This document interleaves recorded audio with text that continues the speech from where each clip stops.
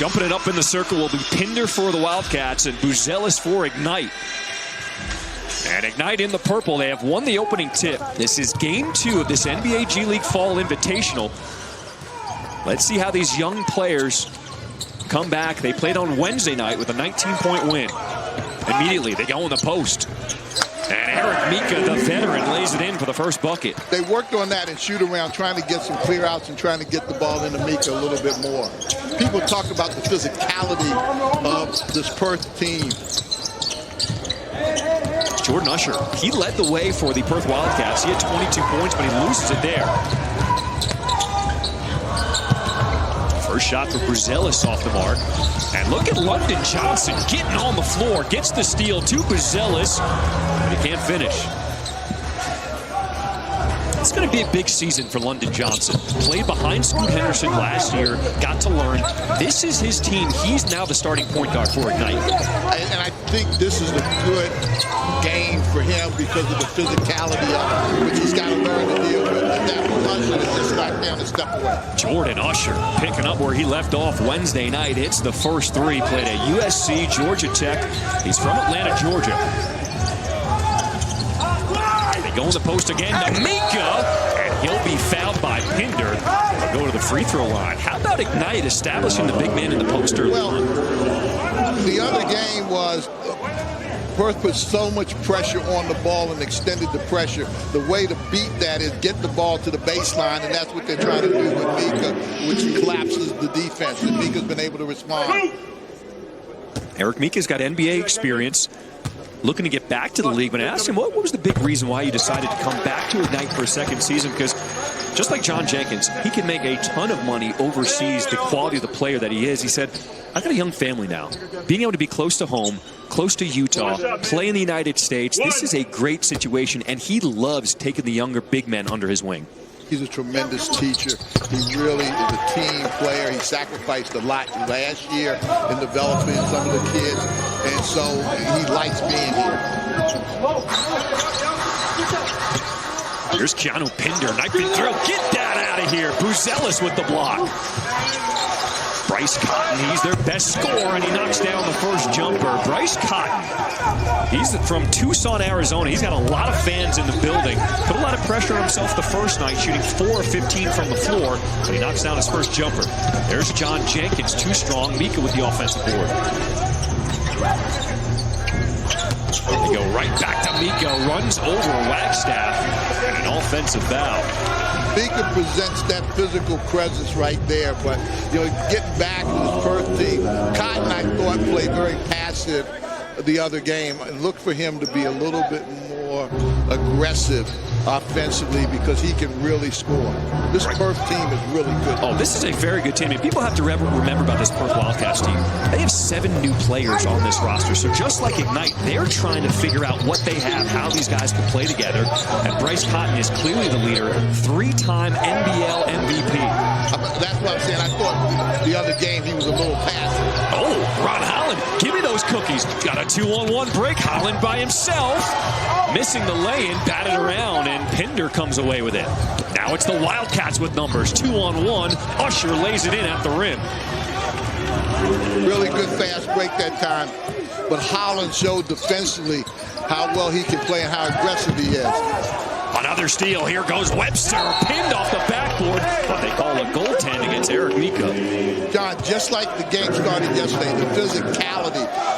This Perth team is a very physical basketball team, and for this young Ignite team to see this type of physicality, they're going to have to show that they can handle it. The Perth Wildcats are one of the best teams in all Australia, located on the western coast of Australia.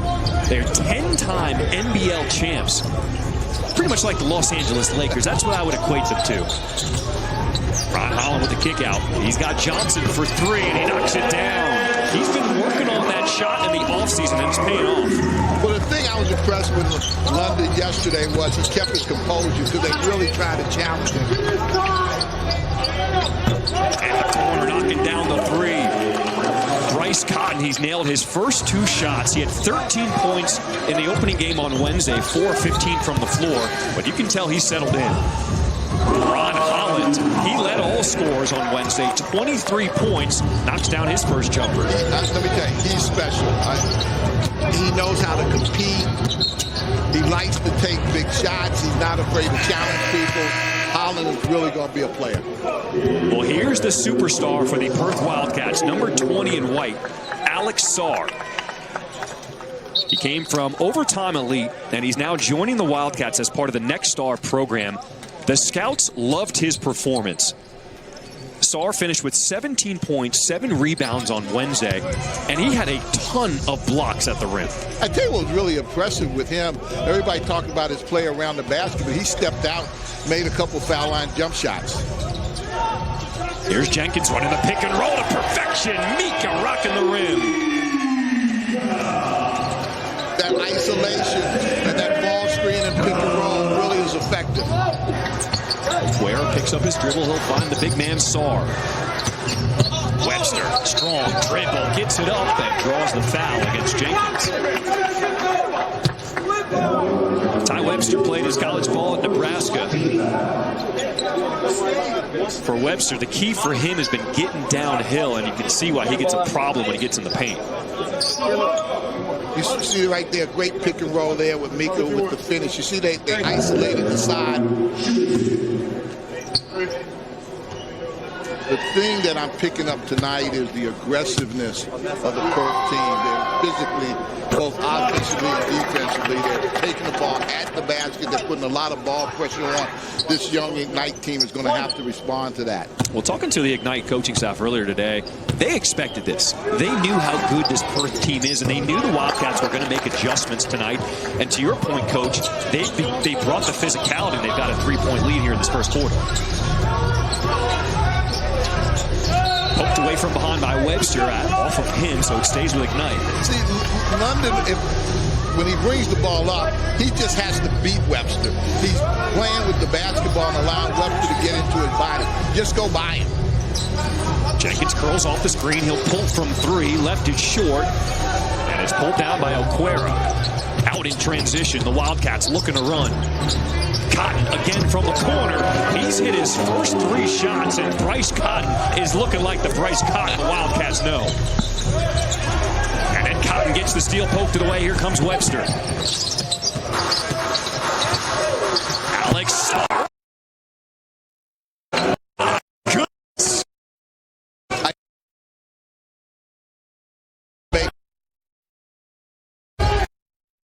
Mika, he'll out.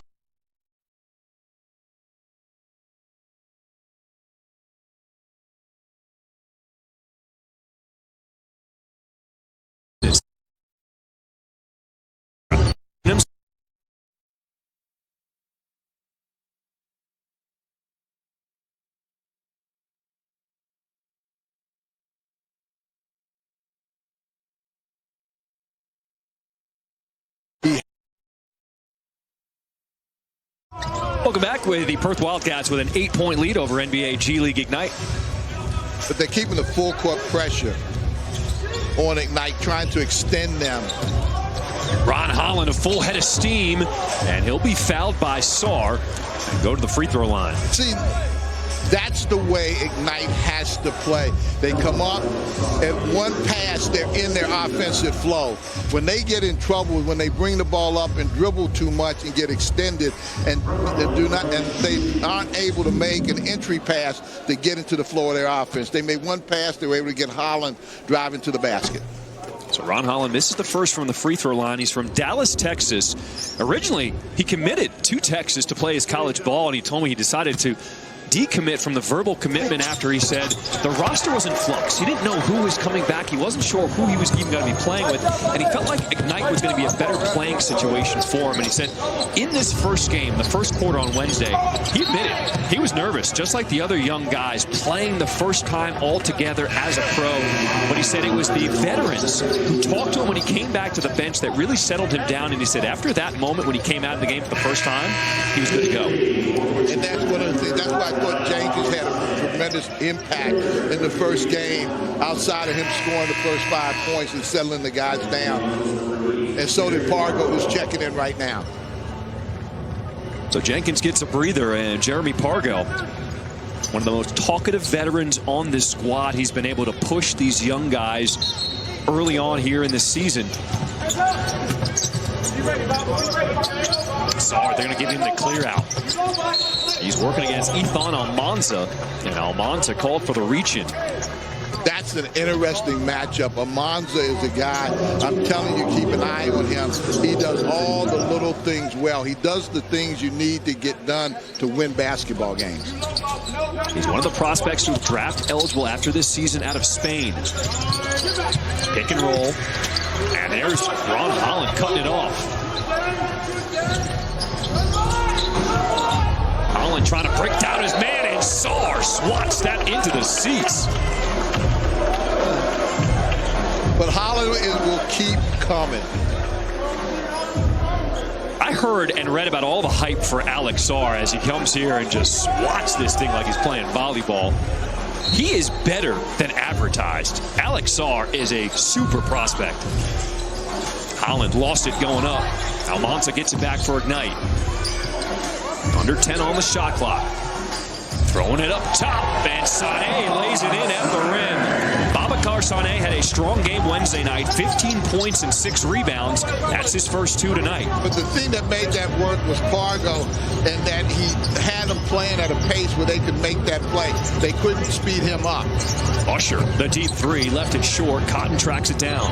A lot of offensive rebounds we saw from the Wildcats on Wednesday, and Cotton, he's fouled as on the jump shot. Cotton has come to play tonight now. He's much more aggressive than what he was the other night. There you see him putting it down. London, you see he's got his hand on him. Good offensive players, they go right at that hand and they make him make the foul. Bryce Cotton, who does have NBA experience, played 2 years after graduating after finishing at Providence here in the States, flipping through the G League and the NBA. He was in the San Antonio Spurs system, decided to take his talents overseas, and then got on with this Perth Wildcats team in 2017 and has stayed ever since. It is very rare for an import to stay this long with one team, but Cotton says, I've stayed because I love it here. What's not to love about Perth?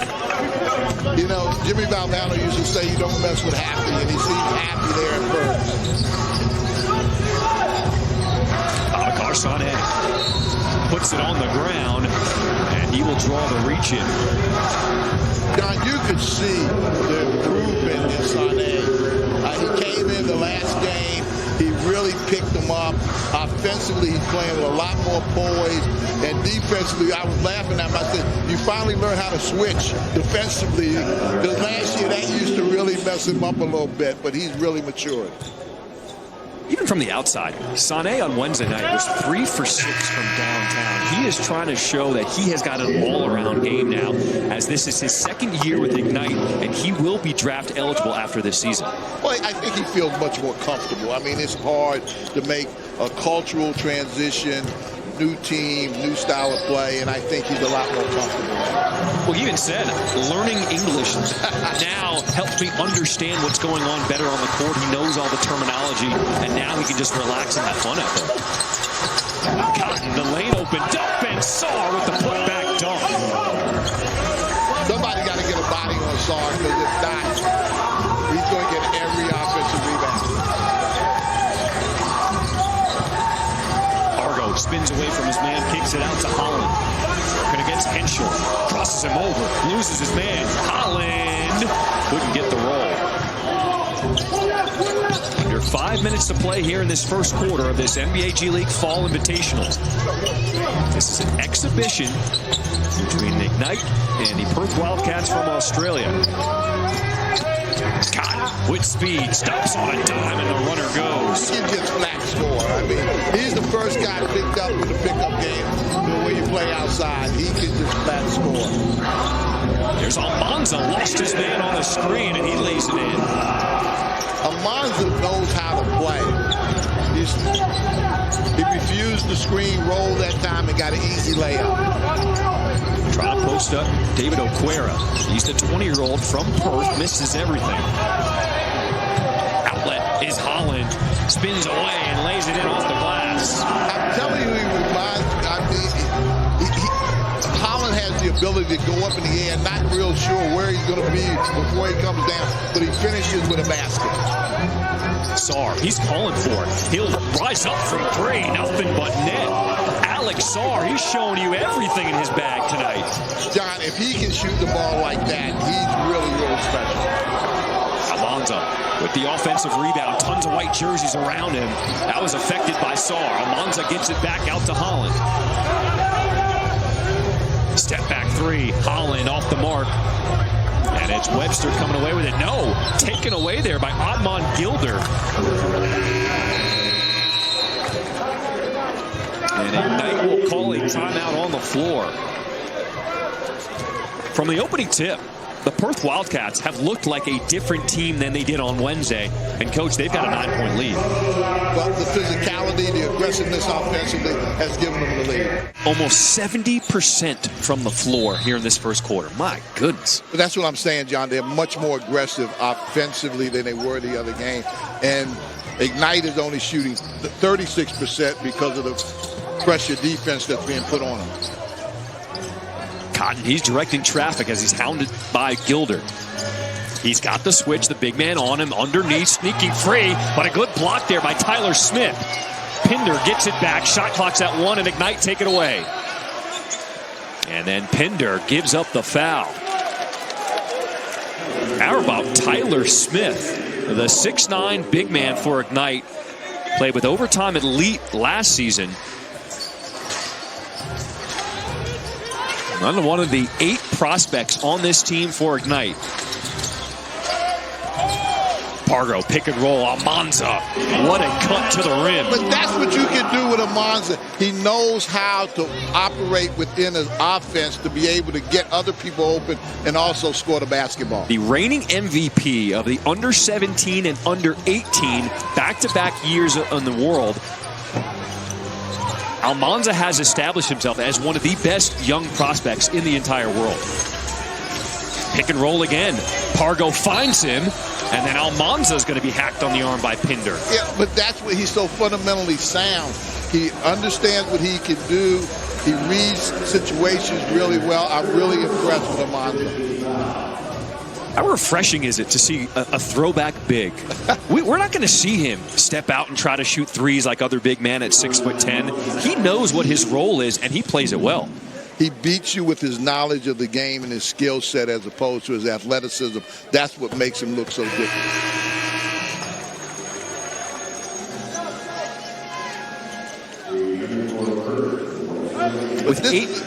With eight prospects on this team right now for Ignite, there's a lot of mock drafts that are kind of floating out there very early on to make predictions.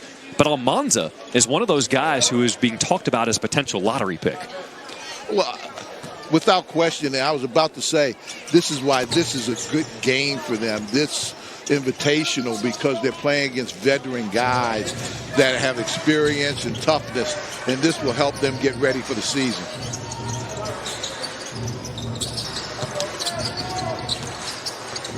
Ty Webster picks up his dribble. The turnaround jumper rolls off the rim, and Sané snatches it down. 2 minutes to play here in this first quarter. Throwing it up, and Sané couldn't finish. Smith. And he stepped out of bounds. Turnover. Perth is not chasing three-point shots. They're trying to get everything in the paint. If they can drive it in the paint and kick it out and get an open look, but they're really trying to attack the basket and put pressure on them. And a travel called against Webster.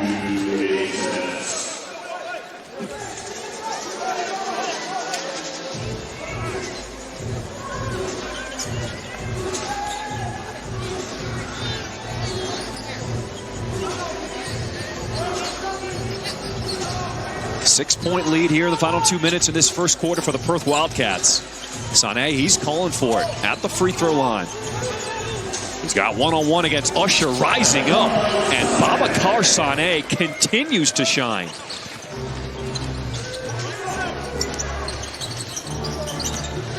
Henschel, he'll launch one from three and rattles in the three ball. Ben Henschel, he's a local product from Perth. He had 11 points on Wednesday. Back to Almanza, what a dime. Jeremy Pargo finding the big man. I tell you, Pargo, first of all, is so unselfish. Every time he drives, he's looking to kick the ball off to somebody, but Amanza really did a great job of creating separation. Webster looking for some help. He's finding Henschel, under 10 on the shot clock. Wagstaff. And they're going to say a goaltend against Sané. The difference in Perth tonight as opposed to the other night was they're really looking to attack and get the ball in the paint area. And if the defense collapsed, then they'll take the open look, but they're really trying to get the ball in the paint.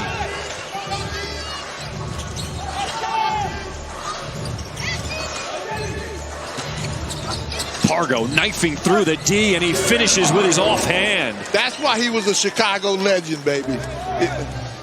Jeremy Pargo showing everybody he can still get it done. He can still dance with that basketball. Pinder attacking the rim, and he's going to draw contact. This time it's called against Tyler Smith. But again, John, it wasn't a pick and pop. It was a pick, roll, attack the basket. Keanu Pinder is looking like a huge pickup for this Perth Wildcats team, making his Perth debut tonight. And you can see with his size, he's going to be effective this season. His size and also his skill set. I mean, because he can shoot the basketball and he can score.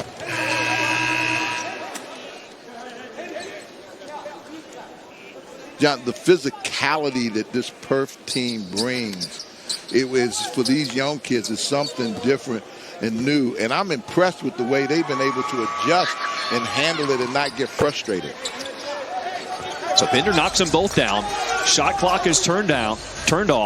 15 seconds to play here in this first quarter.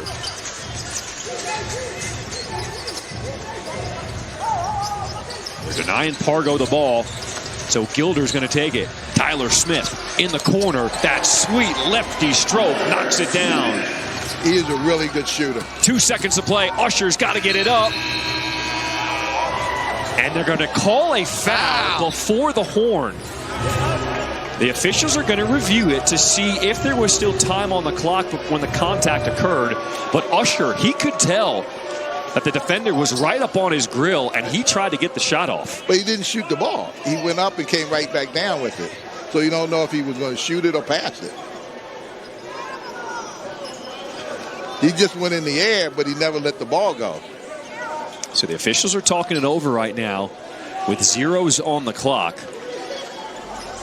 It was clear that they did make a foul call before the time expired here in this first quarter.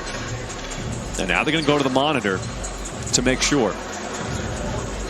All right, Coach, let's take another look at this. Final seconds here in this first quarter.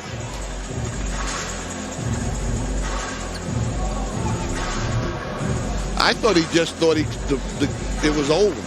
I just thought he kind of gave up on the play, and the contact was incidental.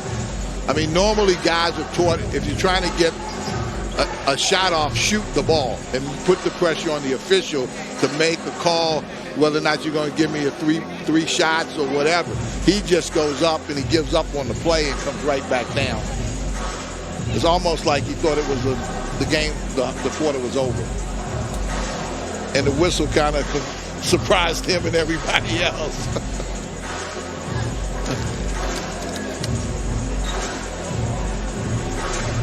If it is a foul, the most it is a non-shooting foul because he never shot the ball.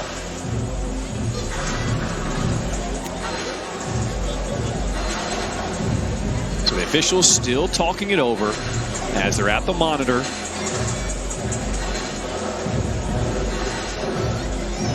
What do you think, John?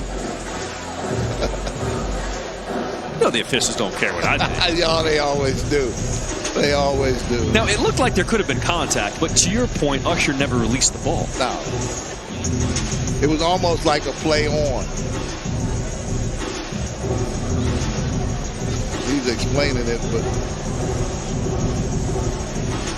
I could see them saying the quarter expired, no call, inadvertent whistle. I could also see them calling it. Well, Usher's going to the foul line. As a coach, I think that's difficult. If a guy goes in the air and doesn't shoot the ball, when you go in the air, you can pass it. There's a lot of different things you can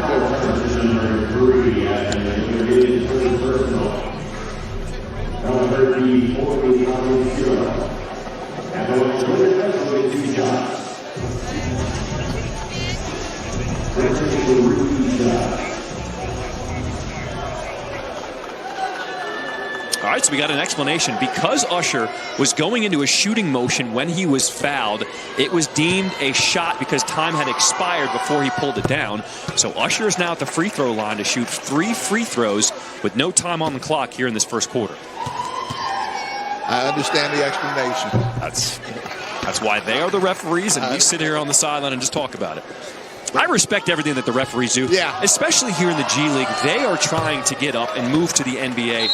I talked to a lot of officials after they're done officiating games. They have long nights after they call these games. They go back to the hotel, they get some food, they watch every single game after they call it to make sure that they didn't miss anything. A lot of times they stay up till 3 o'clock in the morning when they're done. They work hard. They do. It's a lot of time. And the referees explain, Usher kind of messed up the official by not shooting the basketball. If he had attempted a shot instead of going up and down, then it would have played in the way the official called it. All right, after the end of one, it's the Perth Wildcats with an 8-point lead over your NBA G League Ignite. Perth Wildcats with an 8-point lead. They're shooting 5 of 8 from downtown. That's a big reason why they've got the lead right now. Yeah, a lot of those shots have come from inside out. Again, they're attacking the paint, making Ignite collapse, and then they're looking to make shots after that. Keanu Pinder with a huge slam. He's the NBL's most improved in back-to-back seasons. Making his Wildcats debut. Sané with a turnaround jumper off the mark. Pinder pulls it down. Well, Knight's gone with their veteran backcourt right now, John, because of this physicality with both Fargo and Gilbert. Sané swats that shot from Webster. Sané now stripped away, throws it up behind the back. He was looking for the whistle, no call. Here comes Cotton. Usher, pull-up jumper, mid-range, off the window. That's a throwback. We don't see many mid-range shots anymore, but I like it. Perth is playing with the pace and the poise and the aggressiveness right now. This will really help this young Ignite team. Usher with the rebound, and he decides to slow it up in transition. Cotton uses the screen, turns the corner, somehow throws it in. Bryce Cotton, he's a different player tonight. Everything is in the paint, everything is attack, everything is physical. A 14-point lead for the Wildcats. Almanza, he's got the mismatch working against Webster. Finds the cutting Sané. He left it short. Rebound to Sarr. What does Ignite have to do defensively to slow down the Wildcats? Last night, they got a lot of easy baskets. They've got no easy baskets tonight. As Sarr loses the handle turnover. Mainly because they're not taking, Perth is not taking a lot of three-point shots. Everything is attacking, everything is at the rim, so they're not getting any runouts. So Ignite go to the bench. They bring back four of their five starters. Buzelis, Johnson, Jenkins, and Mika. No, excuse me, Johnson's waiting to check in.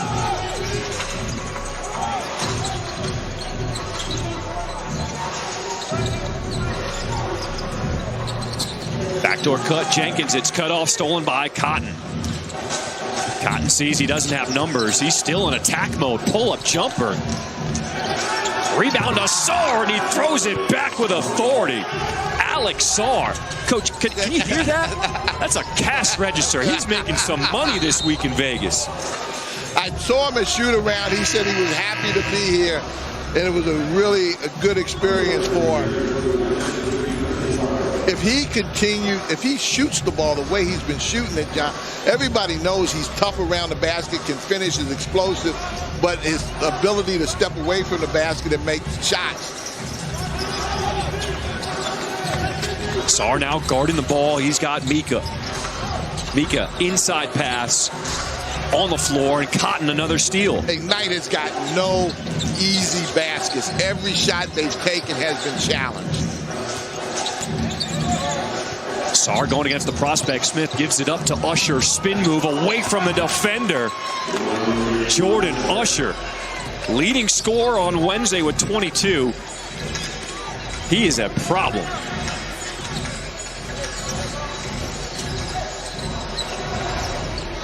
Buzelis finds himself open for three. John, when you get hit defensively, the way Ignite is getting hit defensively, you're shooting the ball sometimes to get away from the pressure, not that it's the shot that you want. I thought Buzelis didn't have his feet set on that one. He was just open and wanted to take the open look.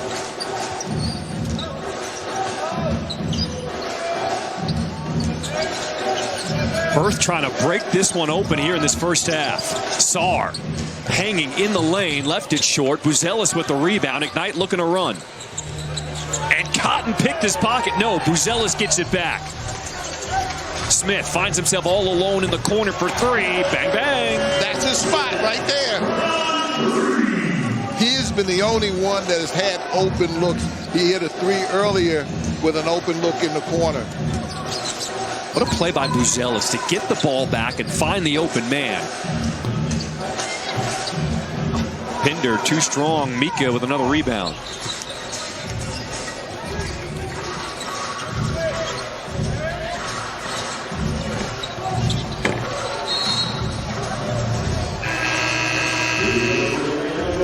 A select number of NBA G League Ignite games this season will stream for free on the new NBA app. You can download the app today to watch future NBA talent before they hit the next level.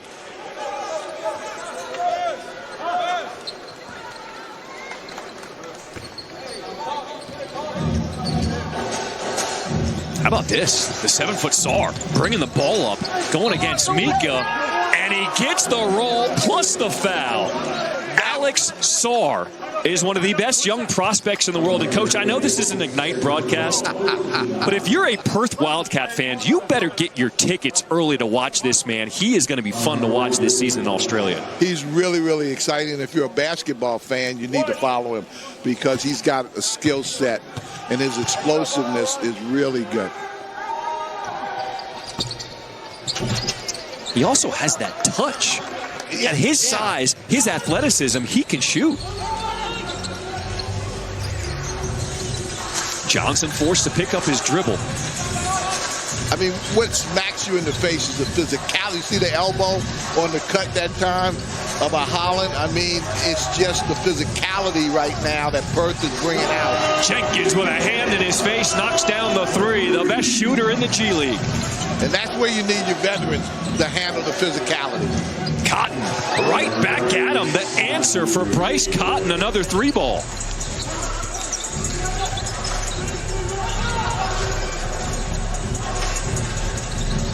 Jenkins, backdoor, and he'll be hacked on the arm by Webster. Webster's not giving up anything cheap, my friend. You're going to have to earn whatever you get against him.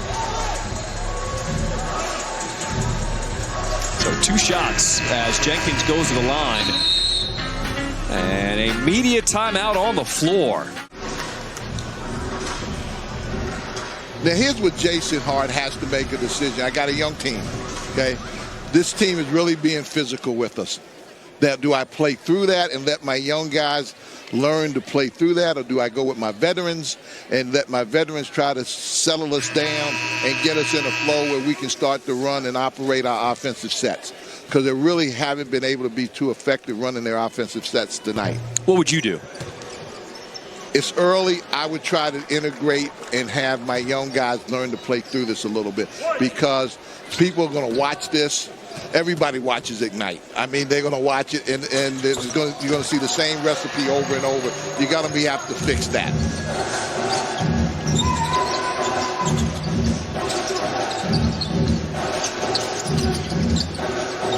Webster forced to pick up his dribble. He'll find Cotton, who leads all scorers tonight so far with 17 points.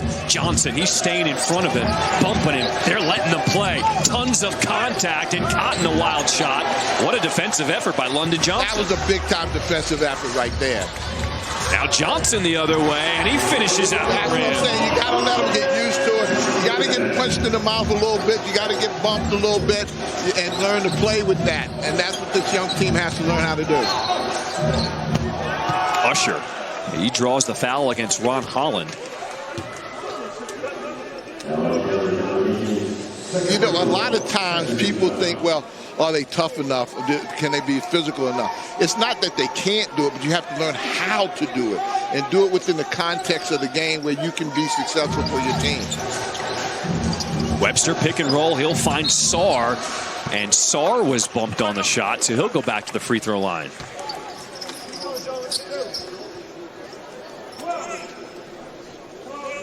Is there a player Alex Sarr reminds you of with his size, his versatility, being able to bring up the ball, understanding space, rolling on the pick and roll? Not right off the top. I think he's a unique talent. I was really impressed watching footage of him. I thought he was a block-to-block in the paint guy, and he surprised us in his ability to be able to stretch the floor, shoot the jump shot, put the ball on the floor. I'm very much impressed with him in person.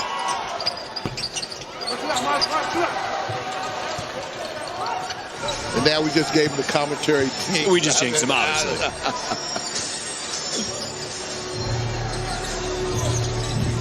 The lead is cut to 15, under 6 minutes to play in this first half, and Wagstaff gets his hand in there for the steal. Usher rising up. And Wagstaff, the veteran in his 16th professional season, keeps the possession alive. But Holland, all alone, it's showtime! He is a highlight film waiting to happen, that young man. He is the most competitive player on this Ignite roster. He does not like losing, and you know he's going to try to will his way to get back in front of this Perth Wildcat team. There's Holland again, leading the break. It's a 4-on-2. Holland keeps it himself. Tell me he doesn't remind you of Russell Westbrook, a poor man's Russell Westbrook. I mean, he just attacks, he uses athleticism. When he took off, he didn't know if he was going to use the right hand, left hand. He just knows the ball was going to go in the basket. Ignite cutting into the lead and forcing the Wildcats to call a timeout. And Sarr also has 12. Ignite, they don't have a single player in double figures. Leading the way for Ignite right now is Ron Holland. He's got 9. But I think Ignite has made the decision they're playing their young guys. And they're giving them that experience, which is what you really want to do. Webster, that's a deep 2. Too strong. Rebound goes to Jenkins. So Ignite starting to put stops together. Can they cut the lead to single digits? They've got to get some easy baskets. We talked about that last night. They got a lot of run out. They got a lot of transition. What a monster jam! Matas Buzelis, let him know. That was a big-time play there by Buzelis. But that time you saw London attack the basket, got the ball inside the paint, and something good happened for Ignite. Buzelis, his first bucket of the night. It was a loud one. And he goes to the free throw line to convert the three-point play. It just takes one sometimes, John, to get you going. You see the talent he possesses.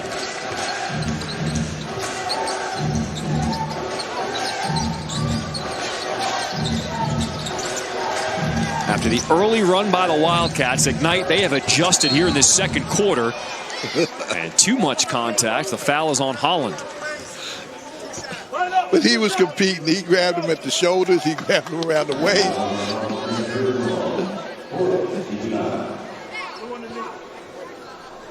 It's a learning curve.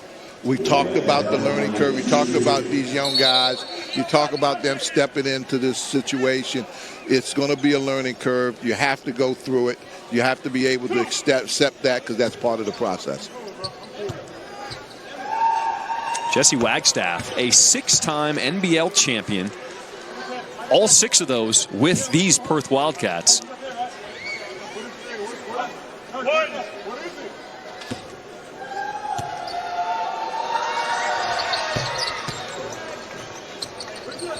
So he pushes the lead back to 10 for Perth.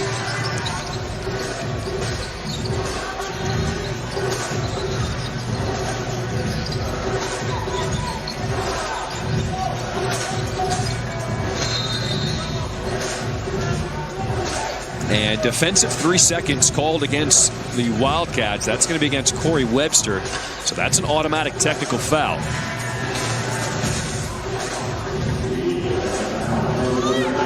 Who do you think will shoot it?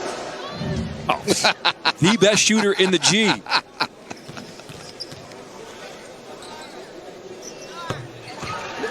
You know, what the season John Jenkins had last season, he had opportunities to go other places, and he really wanted to come back because he has loved the role that he has transitioned into in this part of his career. He can still put up points with the best of them, but he also loves taking the younger guys and teaching them the game. He was one of the guys who sat down the young guys and Ron Holland and Buzelis in that first quarter on Wednesday just to calm them down. Yeah, but that's always been part of his game. I talked to Jerry Stackhouse at Vanderbilt where Jenkins played and said he still comes back and plays with them whenever he's in town. Allen, he wants that screen again from Almanza. 2 on the shot clock. Jenkins catch and shoot. Tip down. And they're going to say that's off Ignite. Wildcats ball.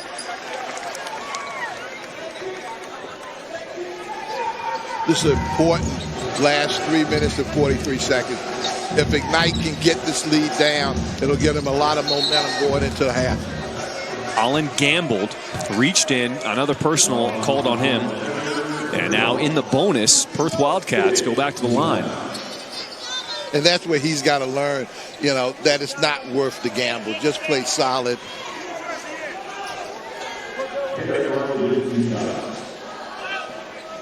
He's much too valuable to pick up cheap fouls at the end of the half. So Pinder goes to the line. He'll shoot 2. When you look at the pieces that the Wildcats have, Keanu Pinder making his debut. They got Jordan Usher, Bryce Cotton, Alex Sarr. Oh, they're a good team now. And they still have a roster spot for another American import. And they play well together. You know, as a coach, you look, do they know what they're trying to do? They have a game plan, and you can look at them as obvious how they want to play the game. They're physical defensively. They like to attack the basket offensively, and they get open looks off of that. Jenkins passed up the 3. The good closeout by Webster. Now here's Johnson. He'll pull the trigger. Left it too strong. Rebound goes to Pinder.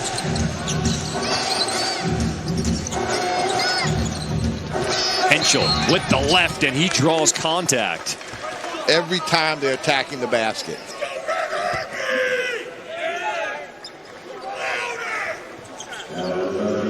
When we talk about the prospects, 8 prospects for Ignite who will become draft eligible at the end of this season, I was going to talk about for the Wildcats. They've got some prospects as well, like Ben Henschel, young player from Perth, played in the NBA Global Academy games that were here in Vegas just a few months ago. His dream is to play in the NBA one day. One of the things by having Mr. Sarr play with you, a lot of NBA people are going to see you play. So it's not, you won't go unnoticed.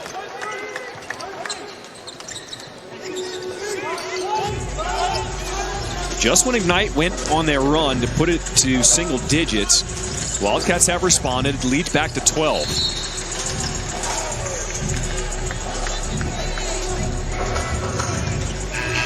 That's a hole right there. Again, the aggressiveness.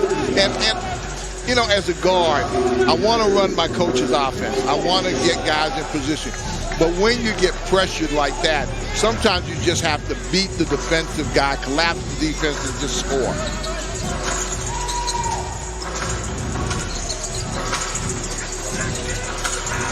Pargo finds Almanza, and Webster has to give up the foul because Almanza was about to pull down the rim.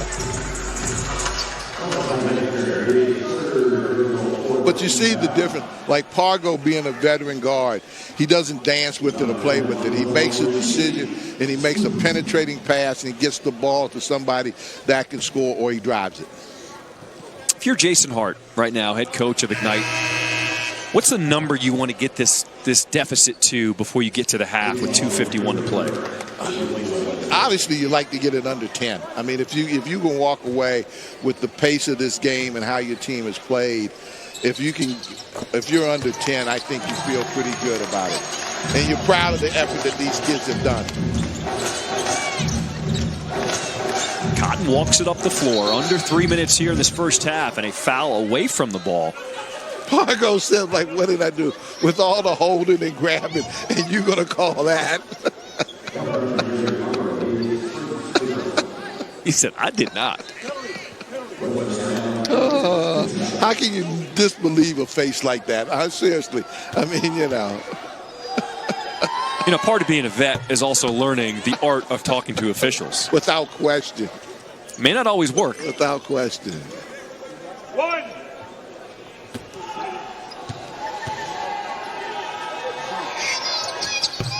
Webster knocks them both down from the free throw line.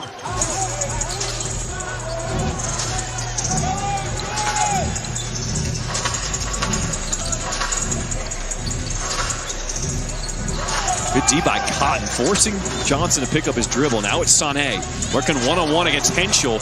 Discards the defender. Tyler Smith, his shot no good. Sané, another tip attempt off the rim. Webster finally corrals it.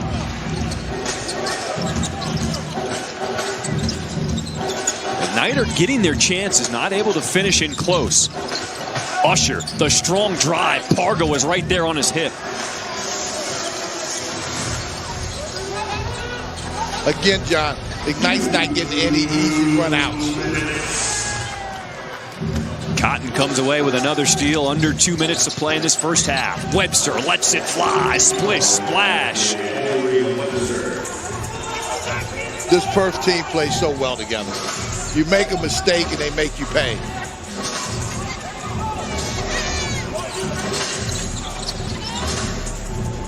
Sané thought about it, now puts it on the deck. And it gets all the way to the rim. But that's what you have to do. You have to attack pressure. If they're going to come up and pressure you with the ball, you got to take the ball hard to the basket. A 14-point lead for the Wildcats from Australia. Cotton, spin move, behind the back pass, out to Usher. My goodness! They're feeling Australian basketball. I am here for it.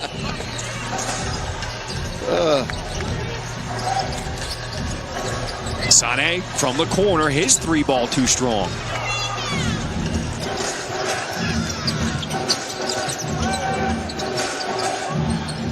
"17-point lead. Cotton, he wants more. Rising for three. Strong. Almanza the strong board.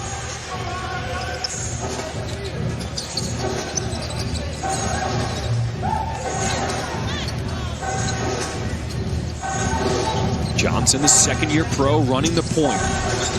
In the air, passes out to Sané. His three off the mark. Webster will find Cotton, who takes a peek at the clock. A 5-second differential between shot clock and game clock. They will play off Cotton right now. I would too. Cotton's going to let this shot clock wind down. It's at 4. Felt the contact, puts it up. And even though it was on the pass off, because they're in the bonus, he's shooting 2. But again, Cotton being a veteran player, Johnson has a way of putting his hands out. And when he put your hands out, you come right through the hand, which creates the contact and the foul.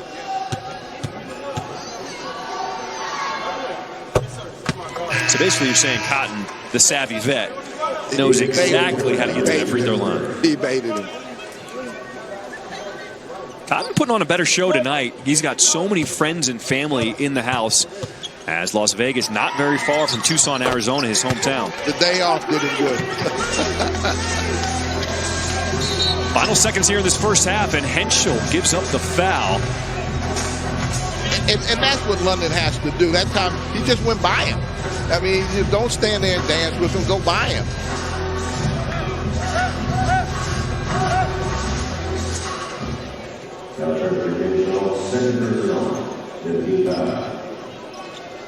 So the 5th team foul will send Johnson to the line.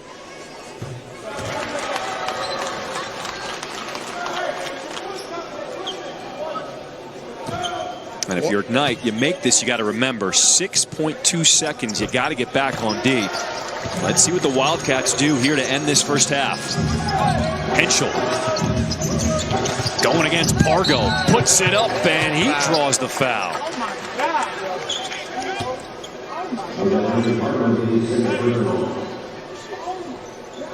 That was a good call. Pargo just should have put his hands up. He came down on the ball trying to make a steal.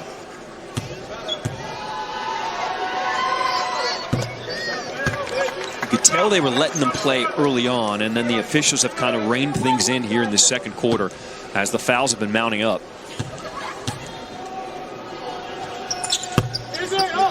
Two seconds left here in the second quarter. Pargo with the heave. Ignite had got the lead down to single digits here in the second, but Perth exploded. A 71-52 lead at the half.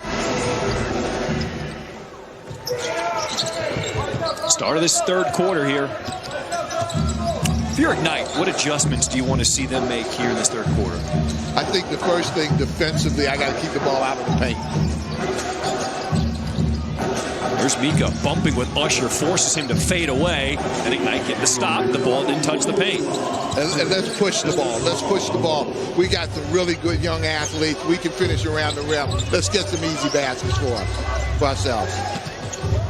Buzelis. They call a kick ball on him.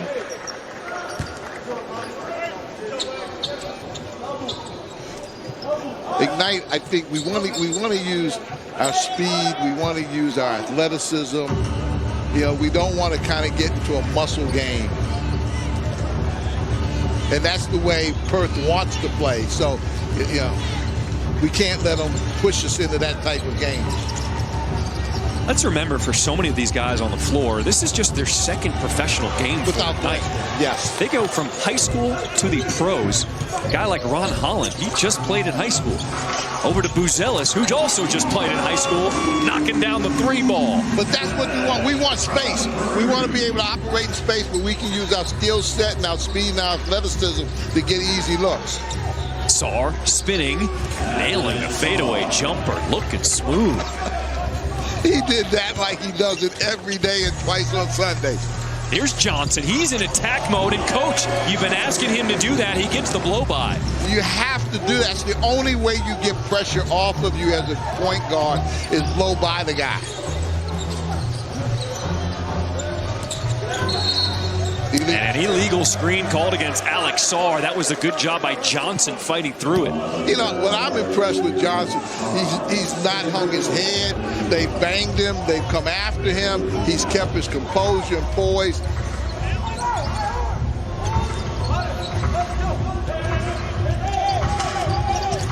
They blitz the balls, and Johnson now looking for some help.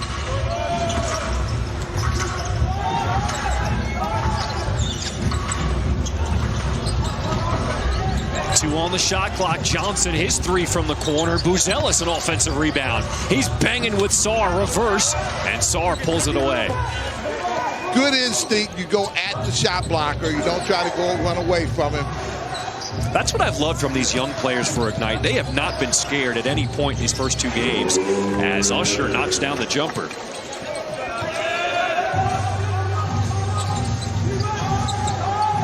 Well, John, they can play.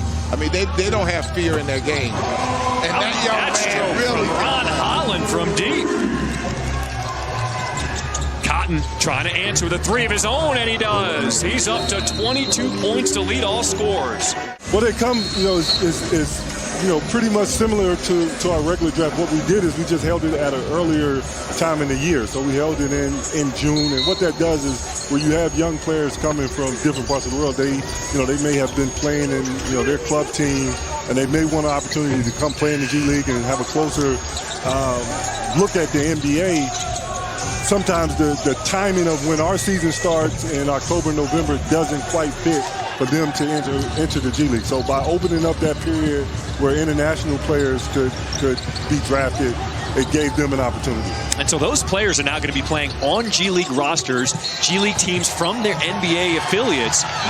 And those guys, even though they play in the G League, they will also become NBA draft eligible. Yes, absolutely, absolutely. So these are players with draft that are draft eligible. I think we 10 or 12 or so spread out on different G League teams, and they'll have the opportunity.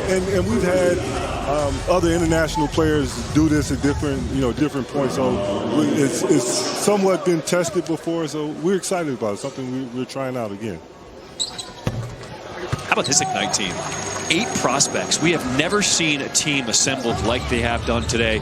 The job that Jason Hart is doing to get these guys ready, the improvement we've seen from game 1 now here in game 2 in this exhibition. Yeah, well, you had to know they had a really good, first game and came out and jumped on. Perth is a really good team, and it's playing the NBL and they're tough. So you had to know they were going to come back and battle. But Jason is doing an outstanding job. This year will be the most draft prospects we've had on the team at one time, and with that it's going to be some exciting and fun moments, and then with young guys, obviously there's going to be some sleepless nights. So but that's part of it. You have set the bar so high the last 2 drafts and what's come out of Ignite that it's difficult to kind of continue this, but this class is so deep. Yeah, well, I think each group is, and we say this to the young men, each group is different. Each young man is different, and what Coach tries to do is help each one of them reach their goals, create a plan, and opportunity for them that's specific to them. And we don't want to put what Scoot did or what Jalen did on these guys. Let them figure out who they're going to be and what they need to do. One of the things I was really impressed with what you do with them off the court, and from their preparation, their health care, and mentally the educational pieces. I mean, it's really so impressive. It's more than just basketball. It's a total development of a young man's development. I think that's probably an undernoted part of what we do at Ignite. So they all still receive tuition in college. We have a vast kind of off-court, what I like to think of as like practical education. So everything from nutrition to financial literacy to civic engagement. They spend a lot of time developing and starting to understand what it means to be a professional athlete, while also just as young people continue to learn and develop. So we take that very seriously. And you get a lot of ex-players coming back and being a part of giving back to the game, which I know means a lot to you in nurturing and get this next generation ready to play. Yeah, definitely. And at this point we're starting to get a little bit of an alumni. So you see Leonard Miller here. Scoot's in town doing some other things, but he's going to come over and spend time with them this week. So we get that plus the overall alumni of the NBA. They went to LA earlier in the summer and did some of the runs there with some of the NBA guys. So they're getting a full experience, and they're getting that if you would, brotherhood of the Ignite players, but also the NBA overall. Now you guys got a trip coming up, huh? Yeah, so get John and I. You need any broadcasters? Yeah, it's actually coming fast for them. So they had these 2 games this week, and then they're going to go to Singapore for the FIBA Intercontinental Cup and represent the G League. Wow. There, so that'll be a good experience. They'll compete, and that's a tournament that the G League has competed in for the past several years. So we're excited for that for them. Mika with a good finish on Sarr. Good pass inside by Buzelis. The G League continues to expand as well. Last year, we've seen a team in Mexico City, obviously Ignite, also the Portland Trailblazers, and we're going to soon have potentially teams and affiliates from every NBA team in the G League. Yeah, definitely. So, this year, obviously, we'll have the Rip City Remix, which will be Portland's affiliate team, and they'll play in the city of Portland at the University of Portland there in Portland. And then, we pretty much kind of heard the words from Phoenix that, in the next year or two that they plan to be a part of the G League. And, at that point, we'll have every NBA team affiliate, right? So 30 for 30, and then, Mexico City, Ignite, and we'll see where things go from there. Any other potential rules you guys are tweaking, working with? Anything new for the upcoming season? Nothing for this season. We'll continue. I think one of the things really interesting how we split our schedule. So we'll start November 10th, and that'll be our Showcase Cup portion of the season. We'll play those first 14 games or so, and teams will have a chance to compete for our Showcase Cup, and then following the showcase, our winner showcase, we'll reset our records and start over regular season on to the playoffs. So I think that's something that's unique that none of our other leagues or leagues around the world do that. Something else we got to congratulate you on, that new documentary about the G League. It was phenomenal. I think people got a peek behind the curtain of what it really takes to be a G League player and all the struggles and how badly people want to get to that next level and get to the NBA. Yeah, absolutely. I thought the Ringer, Religion of Sports, they were the producers of it. They did a great job. It's on Amazon Prime. I encourage everyone to go out and watch it, but it just told just the great stories of our players. Gabe York, Denzel Valentine,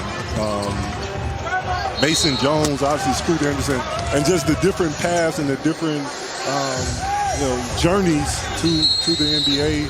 And you see that. You had some of the guys, Spencer Dinwiddie, Seth Curry, come back, Gary Payton III, talk about their own paths to the NBA. So I thought they did an outstanding job. I encourage everyone to go out and you get a full appreciation of the G League and our players.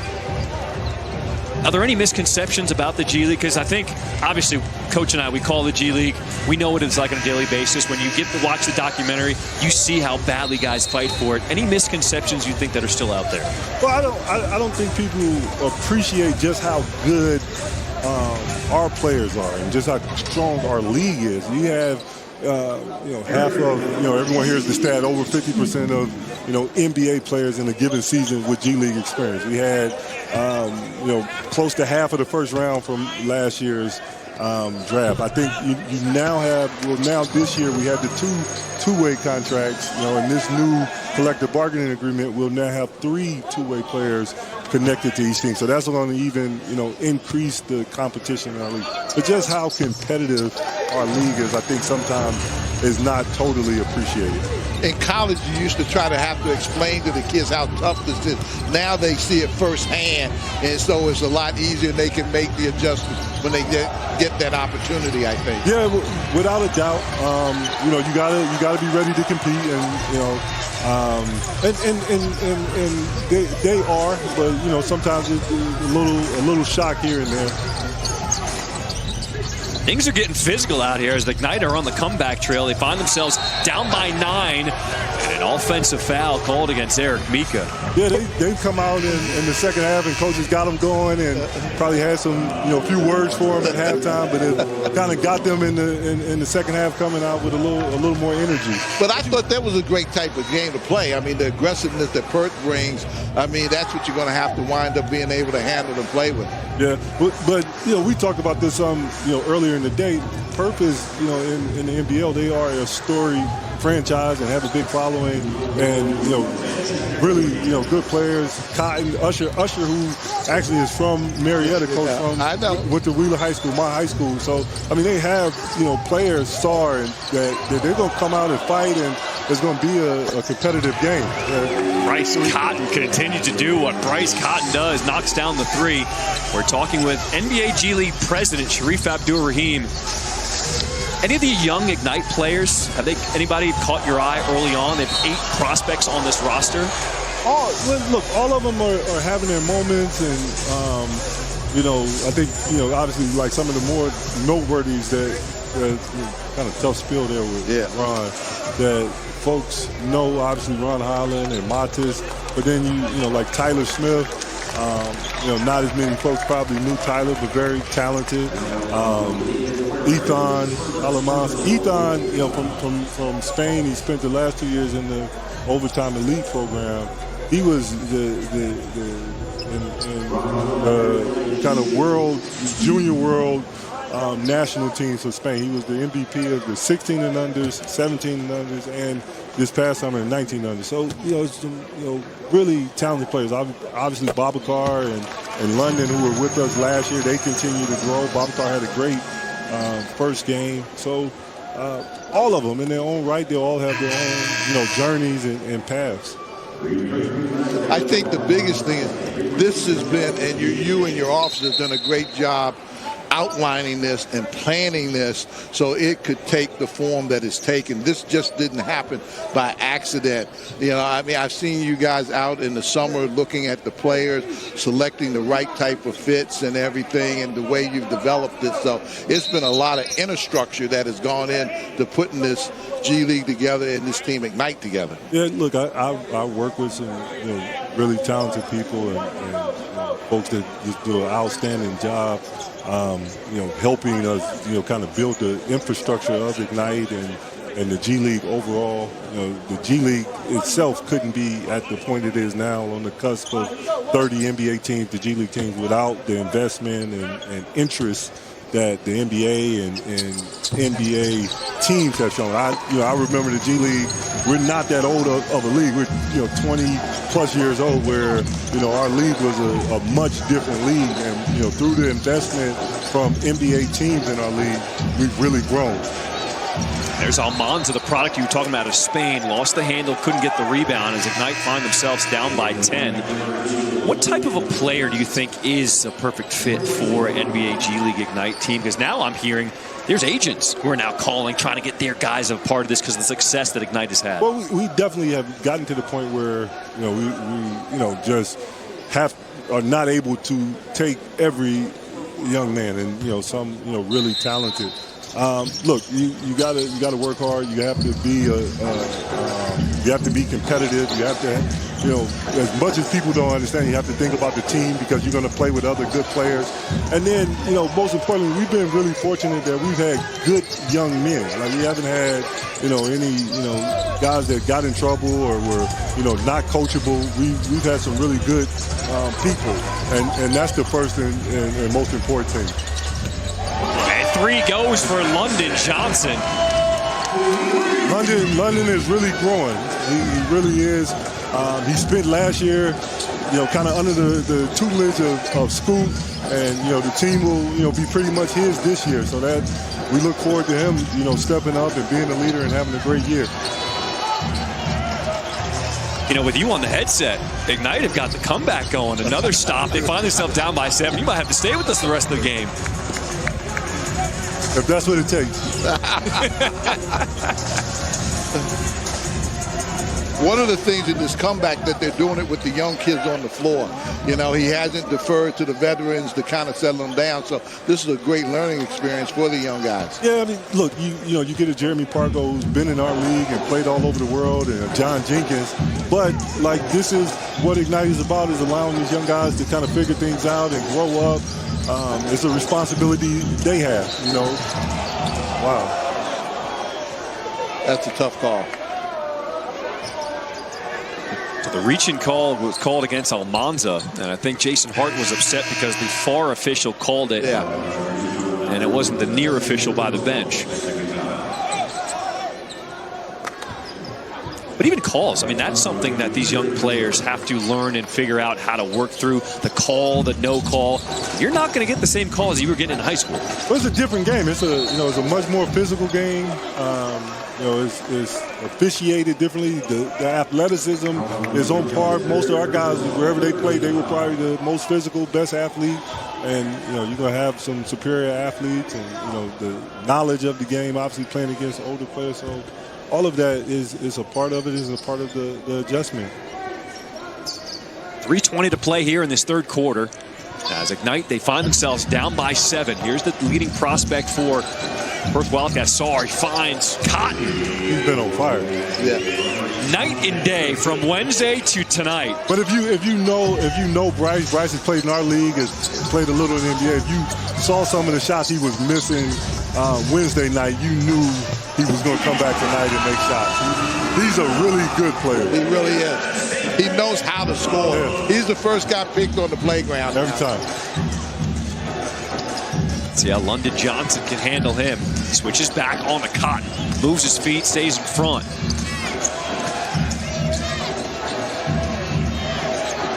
5 on the shot clock for the Wildcats. Underneath, Okwara. Henschel, he's got to get it up. That's a good defensive possession. And a travel. That's a good defensive possession. I've been really impressed with the Ignite team defense. I mean, to start the season, yesterday, the other game, they really played well defensively. They haven't got a lot of runouts tonight. As I was telling John, I thought they did a really good job getting easier baskets yesterday than today. I think if it's one thing that Coach tries to hold them accountable to is playing defense, guarding their man, helping each other, and then taking care of the ball, not being careless with the ball. It's really, they play so well together. I mean, they really enjoy playing with each other, sharing the basketball. And that's a hard thing to get individual guys to come to do quickly. For young guys, it definitely is. Yeah. Alex Sarr pushes the lead back to 10 for the Perth Wildcats. 2 minutes to play here in this third quarter. Sané, and he traveled with it. The bucket won't count. I think Babacar wanted him to throw that up. He didn't want to bounce that. He wanted it above the rim.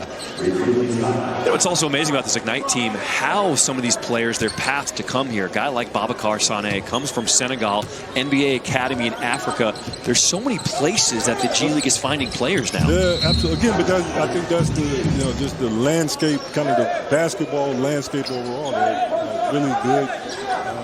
Players are coming from everywhere, around the world. Basketball so big. You see the World Cup and kind of the competitiveness even against the U.S. teams. That you see really good players coming from everywhere, and our academies are an example of that.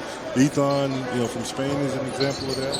But don't you think the NBA has went out to try to develop basketball worldwide, and that has really helped? I mean, they've really made an effort to get other places to play good basketball, teach the game. Players have gone over, give clinics and things like that. Well, obviously just the popularity of the NBA and what that has meant to the world and how the game has grown. But then, like, just the direct impact from the NBA and our international group, the Basketball Without Borders camps that they do all over the world, our academies, that impact you can't go unsaid.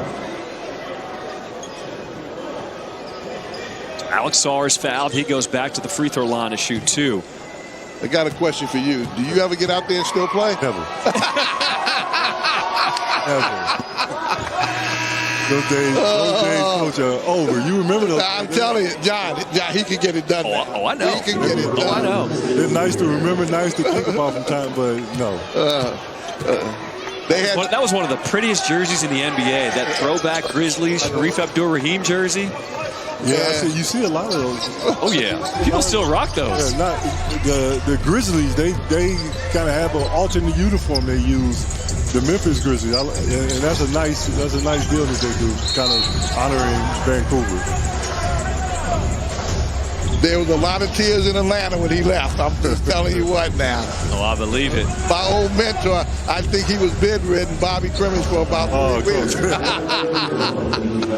So Holland goes along to shoot 2. The takeover, it starts here. Visit teamigniteshop.com for a full roster of Ignite player jerseys and new product drops. I love all the different Ignite jerseys. You see the cool black ones on the screen. They're wearing the purple. They've got like 5 or 6 different ones. You got to head on over to teamigniteshop.com to check it all out. When they showed me these purple ones in the office, I was like, there's no way that they're going to wear those. And they told me, they said, no, like the younger guys, when they saw them, they loved them. So if they like them, that's great. Here we're talking about all the programs they do off the court. And here's Ron Holland getting the steal. Couldn't finish the jam.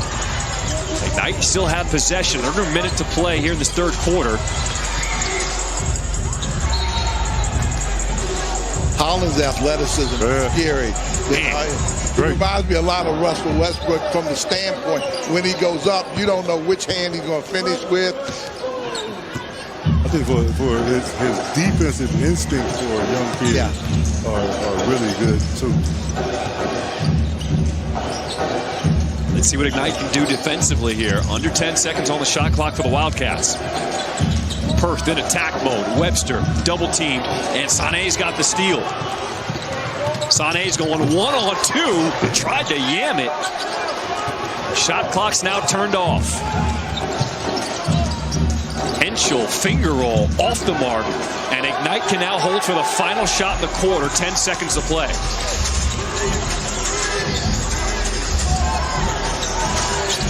Fargo finds Almanza, stripped away by Webster. And that'll do it for the third quarter. The Red Army, you have got to be happy with this score. The bounce back after your Ignite, they won the first game on Wednesday, 124-105. And we start this fourth quarter. No word. I believe there was a technical foul called. So Holland will shoot the free throw to start the quarter. And it'll be a 10-point lead for the Wildcats. And Ignite get the ball first.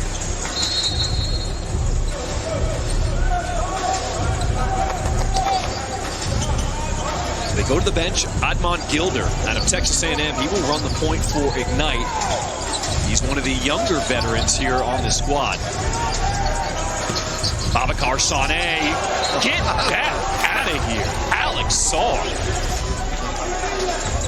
He has really put on a show in these two games. I think he's really shown the versatility in his game. Sarr, that is his third block of the night to go along with 20 points and 8 rebounds. Holland. And Sané, the follow is good for him. Babacar Sané, he's got 9 points for Ignite.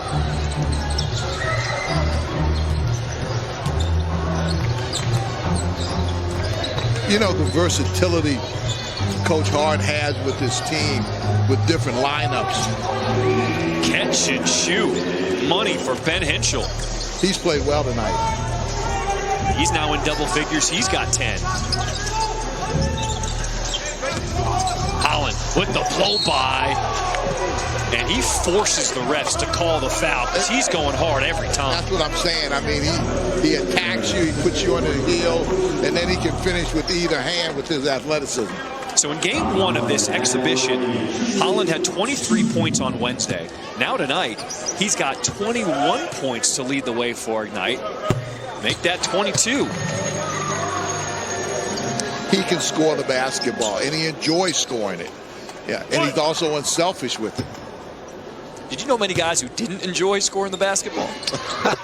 Well, when I say he enjoys it, I mean he looks to attack every time he gets it. I mean, he gets fun attacking people and breaking people down off the dribble. Sarr is calling for it. He wants to go one-on-one against Mika. We'll give it back to Henschel. Pick and roll. They give it back to Sarr. That's swatted by Tyler Smith. A 9-point lead for Perth.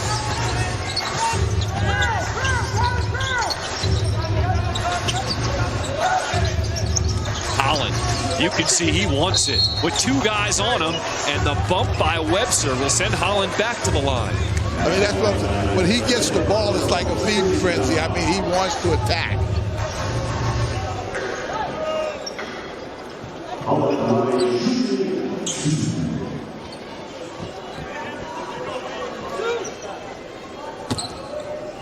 It's one thing to put up 23 in your first game as professional, but to now back it up with another 20-plus point performance, this is something special out of Ron Holland. Yeah, and they've got him playing. He was playing guard. Now they just subbed and brought the 2 other guards in, but he was playing the 2 guard and scoring the points. So it shows his versatility. And Coach Hart has a way of changing the lineup to get the matchups he wants. It also shows his intensity.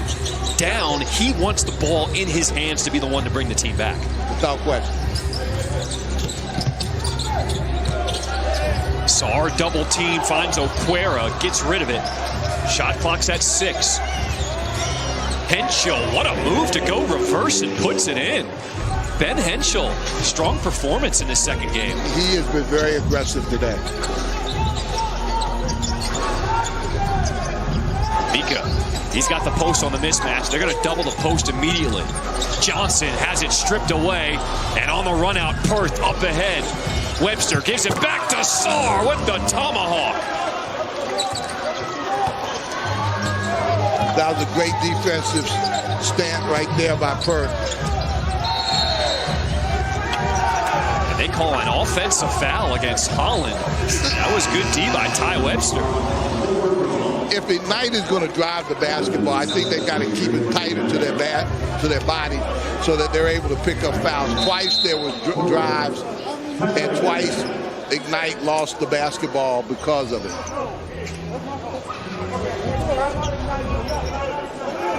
It's some conversation how many fouls Holland has.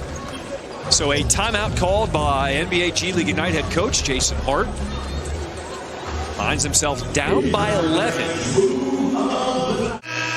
Will it be Ron Holland time? He's the guy who leads Ignite with 25 points. The next closest scorer, London Johnson's got 12.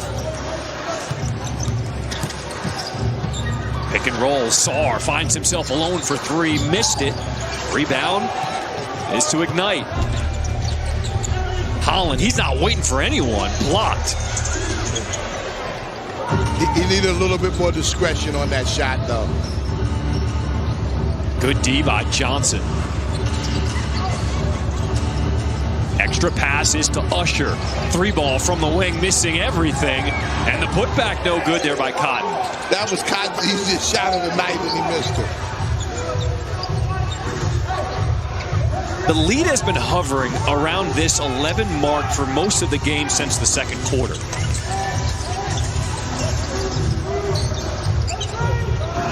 John Jenkins. Brazil had missed Jenkins. He wanted it as soon as he came off of that pin down. He wanted the ball, and he had to wait for it, and his feet weren't set. Sarr is working on a double-double. He just pulled down his 9th rebound and fouled on the 3 attempt. Ben Henschel will go to the line to shoot 3. Henschel has really played well. I mean, he's done a lot of the tough stuff defensively, guarding, coming off the screen, playing off of Sarr.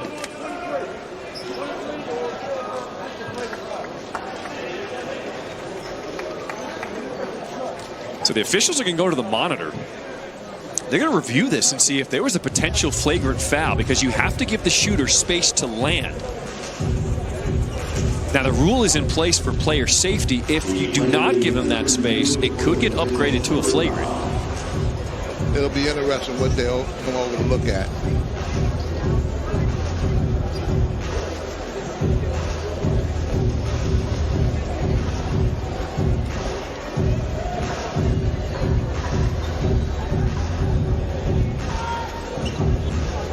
Officials going to the monitor now, under 9 minutes to play in this fourth quarter. Obviously, plenty of time. With the rules here in the NBA G League, it is lightning quick. You can get points in a hurry. But for Ignite, they've got to stop that pick and roll with Alex Sarr. He's been causing a lot of problems. So it's a common foul, 3 shots for Henschel. I tell you, and Cotton in the half court has really created problems for Ignite. I mean, he's been very, very aggressive in scoring the basketball. I thought the other game, Ignite, guys kept moving once somebody had the ball and they got easier shots. They're doing a little bit more standing and watching tonight when someone has the ball, as opposed to cutting and giving guys an opportunity to get easier shots by making the next pass. Is there anything Perth did to adjust to make it difficult for Ignite tonight? They got physical with them. They chugged every cutter. I mean, they put tremendous ball pressure on. They just turned up the intensity. So Henschel goes 2 of 3 from the line, pushing the lead back to 13 for the Wildcats.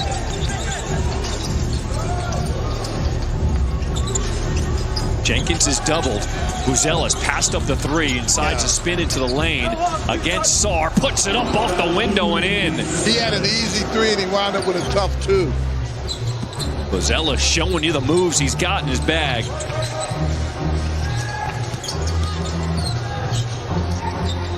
Sarr shuffled the feet. Buzelis, that was a great closeout, forcing the travel. So a delay of game warning against Perth.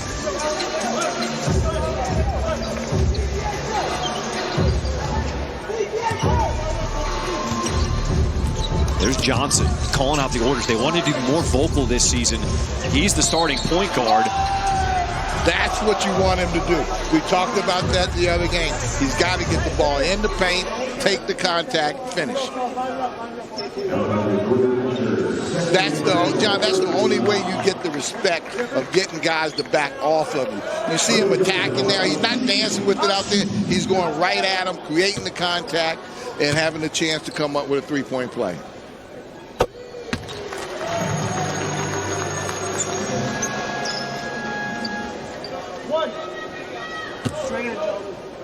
London Johnson and Ron Holland have played the bulk of the minutes for Ignite. They're also the two leading scorers. Holland's got 25. Johnson now has 14.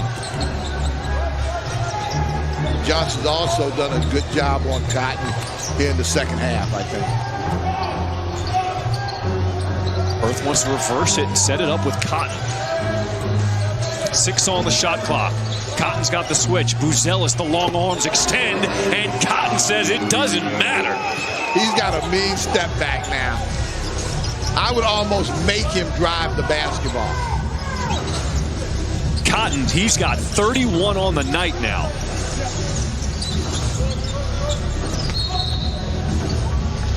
Holland, he was held trying to go through the lane. Jesse Wagstaff puts his hand up. He committed the foul.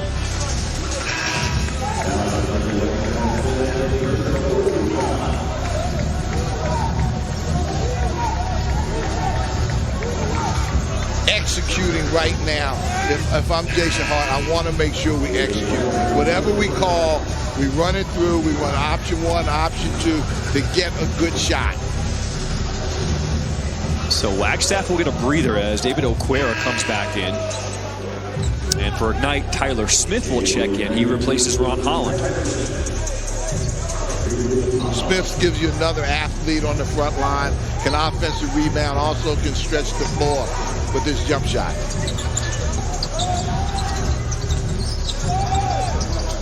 Jenkins gets the handoff from Mika. Finds Buzelis. And Buzelis is fouled by Usher.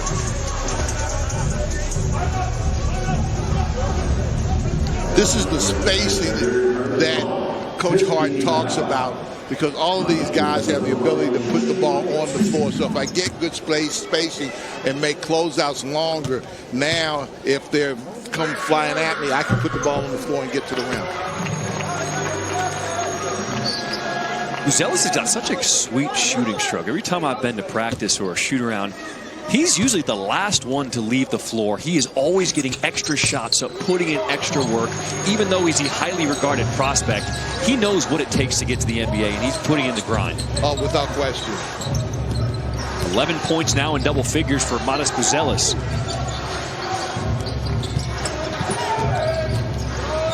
Cotton on the drive, finds Sarr, just threw it up for the big man. Sarr's finishing everything at the rim. That time, London thought Cotton was going to do a step back with his jump shot and made him drive, and he wound up getting the easy layup. There's Johnson rising up from deep, in and out. Usher the strong rebound. Usher wants to push it automatically. And a turnover.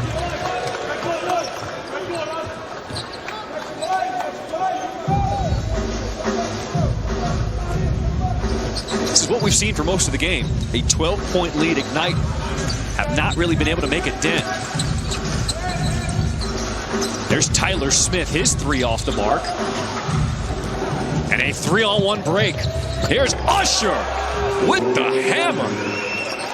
Every time Ignite seems like they're making a run, they'll miss a shot, and Perth will get a run out and get an easy shot. Buzelis, that's a 3. Short. Sarr, he now has a double-double on the night. Alex Sarr, 24 points, 10 rebounds, 3 block shots.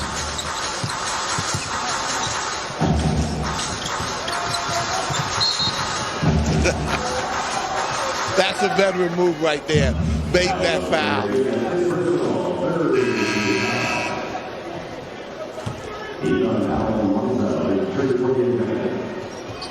So Ethan Almanza will come back to the floor. And John Riley, head coach for the Wildcats, he wants a timeout. He's got to be really pleased with the way his ball club has bounced back and the way they've executed. You could tell their game plan and what they were trying to do, and they've done a really good job consistently tonight. They've had the lead, and they've been not giving it up so far.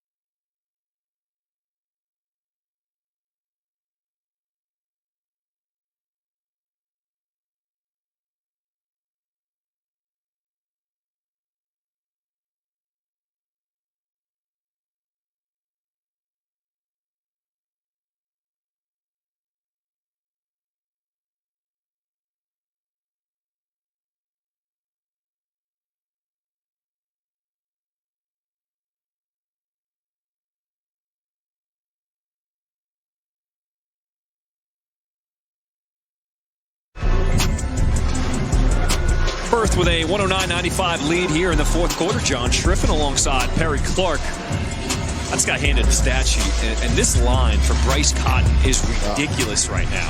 31 points. He is 7 of 8 from beyond the three-point line. He's put on a show today, and again, I mean, he's capable of this. People that have seen him do it before. But not only that, John, but his ability to get the ball in the paint. He's created an easier shot for his teammates also, besides getting his numbers. The first time in his career where he has been the go-to player, he's been the man. He said, yeah, you know, when you go to the beach, go to the mall, people recognize me, stop some pictures. He goes, hasn't changed who I am. I still put the grind in. I still put the work. I'm not that kind of guy who goes out very much, but he does love living in Perth.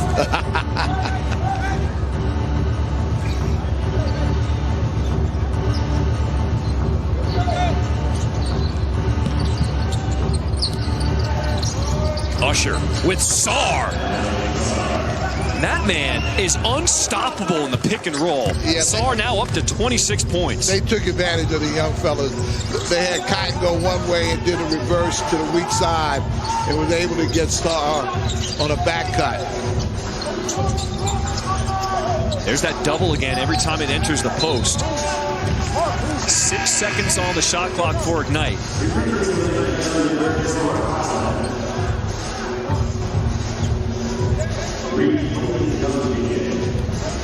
So look at this lineup right now on the floor for Ignite. All 5 players are prospects. They will all be eligible, not a single veteran on the floor. This is a teaching moment right now. This is where you give them a chance to kind of grow up. Holland with the shot clock winding down. His 3 off the mark. Tyler Smith tracks it down. Let's see what the young guys can come up with. Under 5 minutes to play in the ballgame. Almanza, and they give him the continuation and one. He is tricky, quick. I mean, he knows what he wants to do. He understands the game. What do you think about this move? End of the game. Jason Hart letting his young guys figure it out for themselves. I think it's smart. You know, John, they have to grow up. You're going to have to go through some growing pains. So this is an exhibition. So you use this moment for them to learn against a really good team. This is a fantastic team. This Perth Wildcats team, they are going to contend in the NBL this season. Cotton with a shot clock winding down. That man's on fire. He's got 34, 8 of 9 from the three-point line.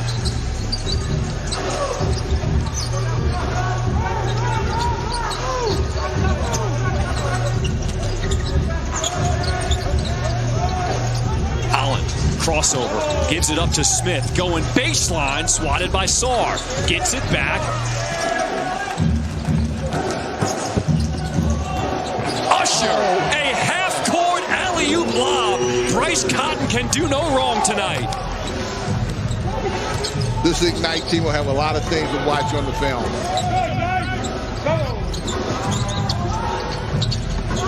Holland rising up for three, knocks it down. Holland's up to 28 to lead the way for Ignite. Game's not over yet, Coach. No, defensively, though, they've really got to lock in. But they've got to do something to try to control Cotton. 15-point lead. Ignite needs a stop as we approach 3 minutes to play in the ballgame. Cotton dancing with it. Goes to the hole, and he gets the whistle. Well, once he gets you moving laterally, he goes into your body and creates the contact.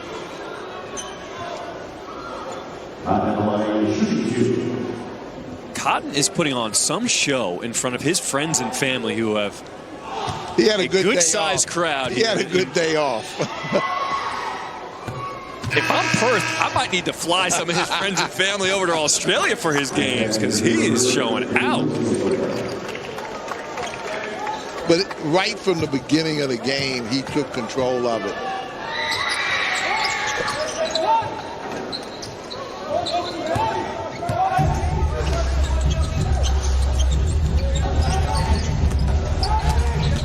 Holland, he goes right at Sarr, and Sarr wins that battle.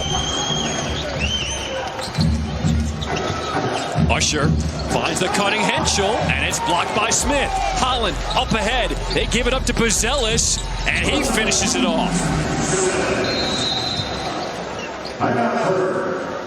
Timeout, John Rillie, head coach for Perth. They did a little bit earlier.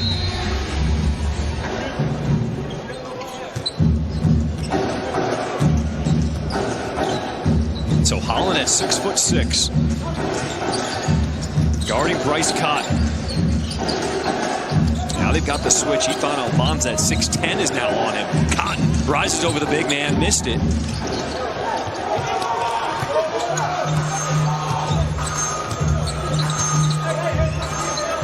Now you've got to see some kind of urgency here, down by 15. Yeah.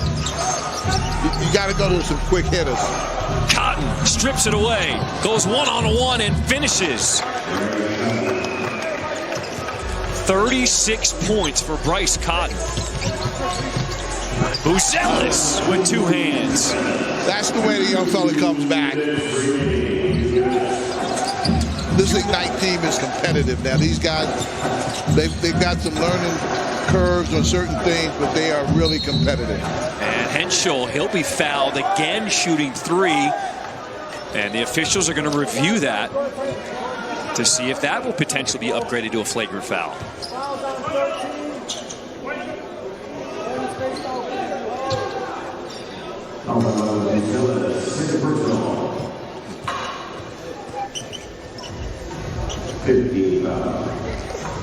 It just looked like a normal basketball play. I keep telling you, John, they like to come over here and talk to you. 1:49 to play. The officials are going to take a look and see, did Henschel have space to land, or did the defender come up underneath him? And if that was the case, then it would be upgraded to a flagrant foul. Let's see what the replay said.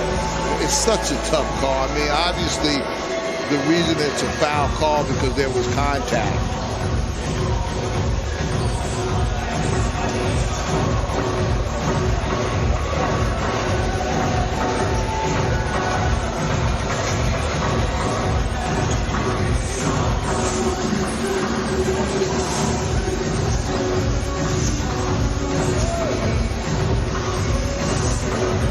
You were seeing exactly what the officials are looking at.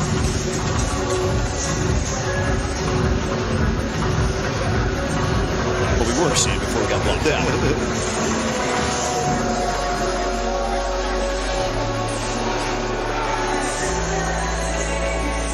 They want one more opinion.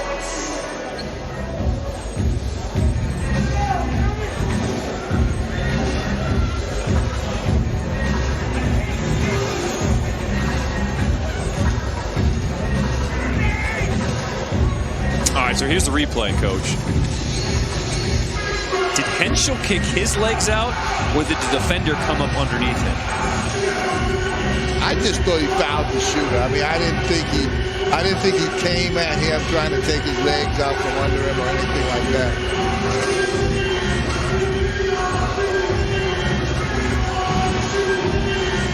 So it has now been upgraded to a flagrant foul.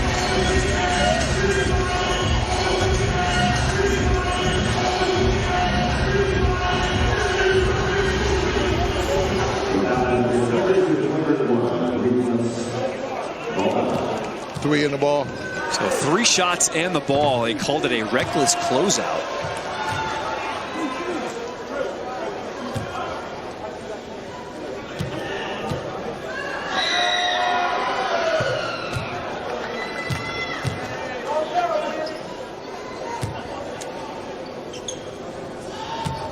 I've not heard that expression before. It's all about player safety.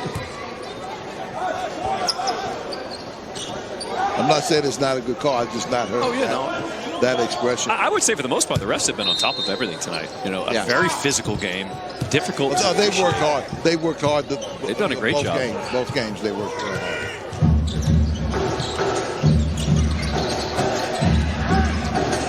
Wagstaff gets the and one.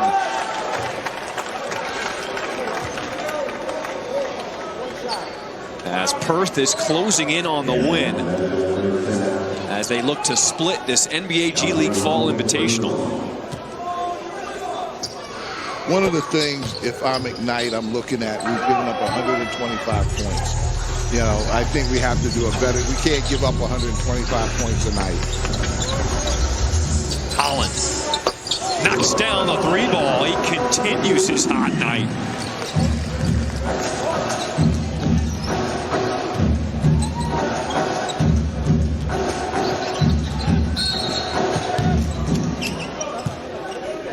I mean, we wind up scoring 108, you know, but we can't give up 125. And that's something that you can correct. I mean, that's...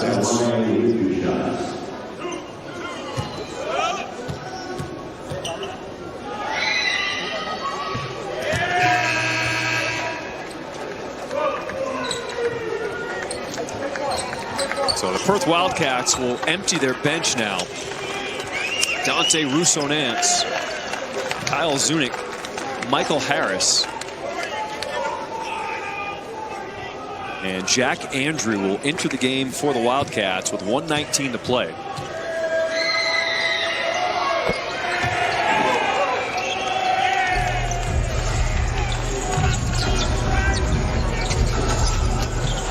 Holland, get out the way. Ron Holland coming through.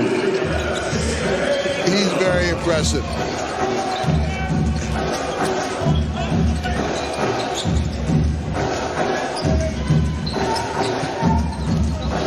I was impressed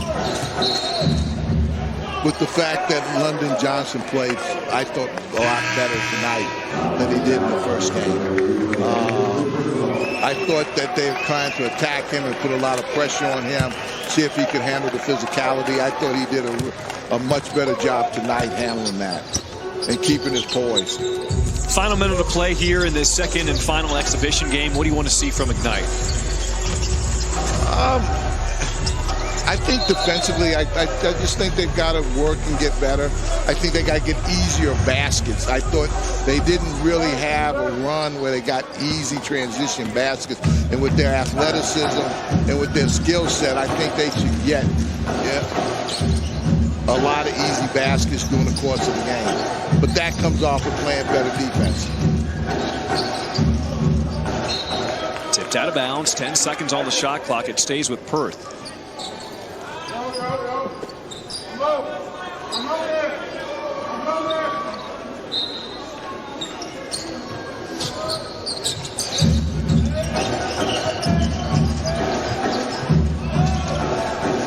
Okwara has his shot swatted by Smith.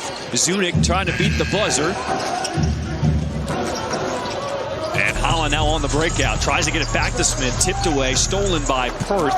Shot clock turned off. And Ignite. One last run at it. Tyler Smith throws it in.